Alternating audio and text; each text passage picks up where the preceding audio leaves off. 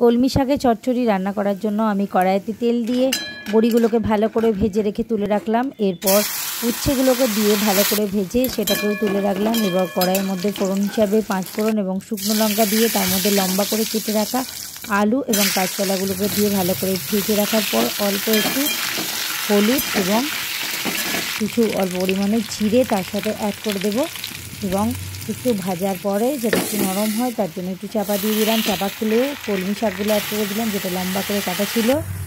এরপর একটু চাপা দিয়ে দেবো কলমি শাকটা নরম হওয়ার জন্য। কলমি শাকটা নরম হয়ে যাওয়ার পর একটু নুনটা অ্যাড করে দেবো এবং তার সঙ্গে দিয়ে দেবো সর্ষে বাটা।